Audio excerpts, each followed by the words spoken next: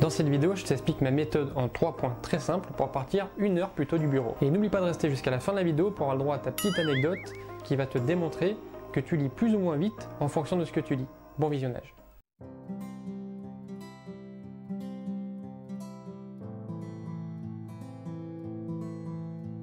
Salut à toi, j'espère que tu vas bien. Moi c'est Max, bienvenue sur ma chaîne dans laquelle on parle de productivité numérique. J'accompagne la minorité des personnes ambitieuses comme toi qui veulent exploser leur objectif grâce au numérique. Le gain de temps obtenu te permettra d'avoir plus de temps pour tes loisirs ou tes activités extérieures à ton travail. Mon objectif sur cette chaîne est de t'apporter un maximum de valeur dans chacun de mes contenus et un objectif plus personnel, c'est de pouvoir aider jusqu'à 1000 associations dans le monde. Je sélectionne les associations une par une en fonction de leurs valeurs et du feeling que j'ai avec leurs dirigeants et je les accompagne financièrement dans un premier temps avec un pourcentage que je leur reverse et dans un second temps je les aide aussi à avoir plus de visibilité sur le web. Typiquement, j'aide actuellement 2 associations, une pour créer la chaîne YouTube de zéro et une seconde pour avoir plus de visibilité sur YouTube.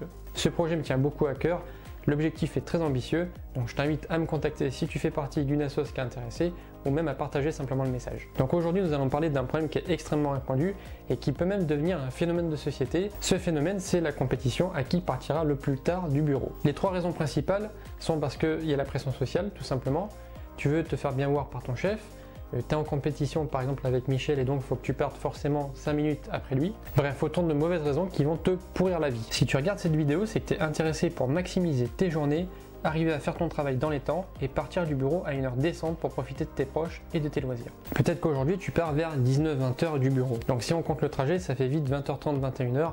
Forcément tes enfants sont déjà couchés, tu verras pas beaucoup ta femme ou ton mari, tu auras très peu de temps pour tes activités et même si tu arrives à te dégager un petit peu de temps, tu auras le cerveau tellement rabougri que tu n'arriveras même pas à en profiter. Cela peut te générer du stress sur le long terme et même parfois dans des cas extrêmes, un burn-out, avec des problèmes mentaux et physiques. Bref, il faut éviter ça. Partir tard du bureau peut aussi te procurer un fort manque d'efficacité, même si ce n'est pas forcément le cas. On va regarder tout ça un petit peu plus loin dans la vidéo. Tu as peut-être aussi l'impression de ne jamais voir le bout de tes tâches à accomplir, de toujours en avoir trop, de ne jamais voir la pile des tâches qui descend mais au contraire des nouvelles tâches qui arrivent sans que tu aies le temps de faire les anciennes. Et évidemment c'est un mauvais fonctionnement. Alors tu as peut-être déjà essayé de tout couper à 17h, de fermer le PC même s'il y a encore plein d'applications ouvertes avec Windows qui te dit est-ce que tu es vraiment sûr de vouloir faire ça. Et toi tu appuies sur le bouton et tu pars du bureau. Alors ok, il y a certains soirs où c'est vraiment épuisant et où ça arrive et c'est une méthode aussi un petit peu d'échappatoire. Mais le problème c'est que la charge mentale est encore là. Et puis évidemment le travail sera aussi à faire le lendemain. Tu as peut-être aussi fait un CTRL-A et puis lu ou carrément supprimé dans ta boîte mail pour éviter de voir tous ces messages qui vont forcément te demander une nouvelle chose à faire. Alors oui, évidemment tu vas voir ta boîte vide, donc ça va être vachement reposant, mais tu auras tôt ou tard des problèmes parce que tu n'auras pas réalisé les tâches qu'on t'aura demandé. Sinon tu peux aussi arriver beaucoup plus tôt au bureau. Le risque est tout de même important car il faudra te lever très tôt, tu seras fatigué, tu seras moins productif avec une énergie basse, et tu feras au final beaucoup plus d'heures pour réaliser les mêmes tâches. Donc maintenant je vais t'expliquer ma méthode concrète pour partir 1 heure plus tôt du bureau. Évidemment cette méthode est réservée aux salariés qui ne sont pas auto-horaires. C'est-à-dire que si tu commences à 8h, tu finis à 18h, si tu es payé auto-horaire, tu vas forcément devoir partir à 18h et tu ne pourras pas partir 1 heure plus tôt. Cette méthode est évidemment applicable pour les entrepreneurs car ils choisissent leurs horaires et leurs missions. Donc le premier axe de cette méthode est de réaliser les fortes valeurs ajoutées le matin. Dans un premier temps, qu'est-ce qu'une forte valeur ajoutée? Une forte valeur ajoutée, c'est une tâche qui va te demander une concentration profonde. C'est pas simplement une réponse à un mail par exemple ou réaliser un petit PowerPoint pour une présentation. Non, c'est une tâche qui est beaucoup plus profonde et qui te demande de rentrer dans une phase de deep work, donc de concentration intense pendant un certain temps pour arriver à cerner l'entièreté du projet et à donner le meilleur contenu possible. C'est souvent des tâches qui sont structurantes pour ton business, qui sont très grosses généralement et que tu procrastines, donc tu les repousses au lendemain puisque souvent elles font peur. Donc au contraire, il faut te réserver du temps pour cela et arriver à les faire définitivement. Donc pourquoi le matin? Parce qu'on a tous une jauge d'énergie qui décroît dans la journée et évidemment le matin elle est à 100%.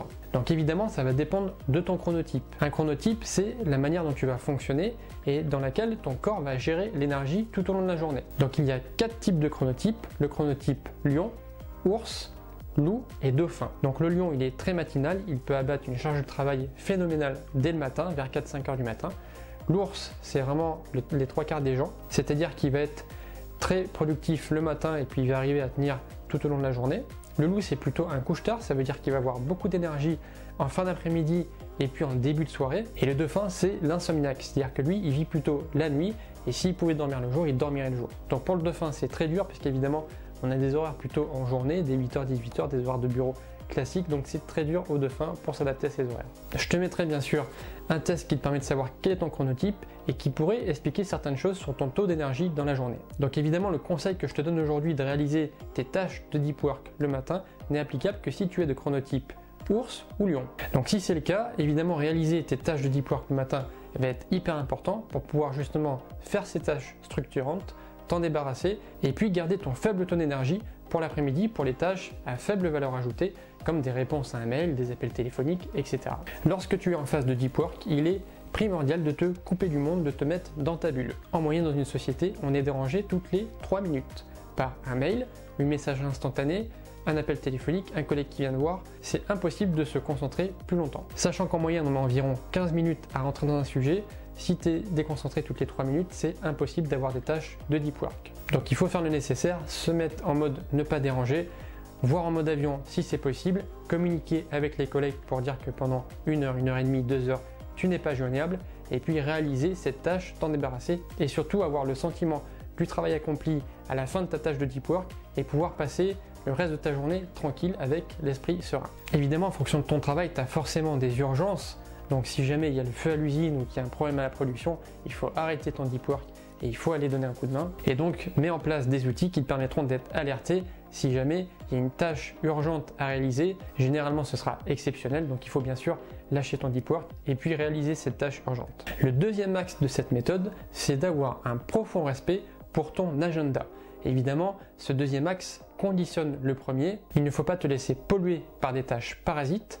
Donc des tâches parasites, ça va être effectivement un mail, un Teams, un appel, un collègue qui vient de demander quelque chose. Donc évidemment en dehors des urgences comme je l'ai dit tout à l'heure, mais il faut vraiment que tu sois intransigeant sur tes plages horaires et que tu les respectes. Car oui, tu as des entrées extérieures avec des appels ou des collègues qui vont te voir, mais le premier parasite, c'est toi-même, puisque ton cerveau va vouloir faire des tâches à faible valeur ajoutée, mais simples, car rentrer dans une phase de deep work est très compliqué pour lui, et donc tu vas évidemment procrastiner cette grosse tâche qui elle est structurante, alors que répondre simplement à un collègue ne l'est pas. Donc tu l'auras compris, la première des choses, c'est de t'éduquer toi-même, à avoir des habitudes, par exemple tous les matins de 9 à 11, avoir une phase de deep work. Tu vas t'habituer, ton cerveau va aussi s'habituer, et tu vas forcément la réaliser de plus en plus facilement. De la même manière, ça va éduquer tes collègues, puisque de 9 à 11, ils savent qu'ils ne peuvent pas te déranger, et petit à petit, il y aura de moins en moins de monde qui vont te demander des choses, et ils vont venir simplement pour des urgences. Et le troisième et dernier point de cette méthode, c'est de planifier un rendez-vous ou une activité le soir.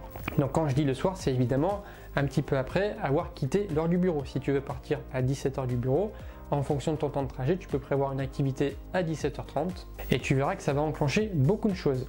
Je te rappelle la loi de Parkinson qui dit que une tâche effectuée va forcément prendre tout son temps imparti. Donc ça veut dire que si tu as défini 1 heure pour faire une certaine tâche, tu vas te concentrer sur les 20% utiles de cette tâche et tu vas laisser les 80% qui sont mineurs ou qui ne vont pas faire avancer ta mission. Donc ça va t'aider toi à être beaucoup plus focus sur les choses qui vont t'apporter des résultats, et ce qu'il faudra, c'est bien sûr communiquer avec les autres, avec ton équipe, pour indiquer que tu as un rendez-vous extérieur le soir, et tu verras qu'ils seront beaucoup plus compréhensifs. Si tu pars sans rien dire à personne alors que tu avais des choses prévues et que les autres comptent sur toi, ça va mal se passer. Si les gens avaient besoin de toi, ils vont être coincés si tu es parti plutôt du bureau sans rien dire, et puis tu auras des petites remarques et des petits problèmes. Donc tu verras, en communiquant, ton entourage va être compréhensif, toi-même tu vas te focus sur les 20% des choses à réaliser qui t'apportent des résultats, et c'est la même chose que pour l'axe numéro 2, ton cerveau va s'habituer, il va savoir qu'en fin de journée, tu auras une tâche à accomplir qui va te prendre un temps donné, il sait que tu as un rendez-vous à une heure précise,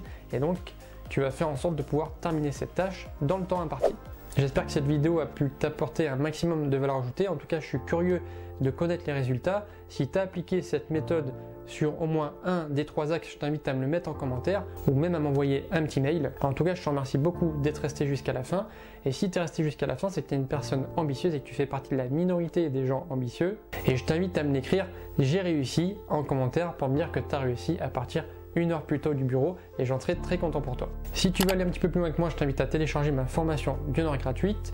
Tu cliques dans le lien en description ou le premier commentaire, tu me laisses ton email et tu vas recevoir 4 mails avec les 4 vidéos de la formation d'1 heure offerte. Et pareil, je t'invite à faire un petit retour sur cette formation pour que je puisse l'améliorer et puis t'aider un petit peu plus si tu en as le besoin. Et pour te récompenser d'être resté jusqu'à la fin, voici ta petite anecdote pour briller en société aujourd'hui sur la vitesse que tu vas mettre à lire en fonction de ce que tu vas lire. Non seulement tu clignes moins des yeux lorsque tu es devant un écran, mais en plus tu es beaucoup plus lent pour lire lorsque tu es sur un PC ou sur un smartphone. En moyenne, tu lis 10% plus lentement sur un écran que sur du papier. Et en ce qui concerne le clignement des yeux, savais-tu que dans la vie normale, tu clignes 20 fois par minute en moyenne, et lorsque tu es à l'écran, ce chiffre tombe à 7 fois par minute. Et voilà pourquoi tous les informaticiens ont des lunettes. Et sur cette bonne blague pourrie, je te souhaite une excellente journée, et je te dis à la semaine prochaine pour une nouvelle astuce en vidéo. Porte-toi bien, ciao.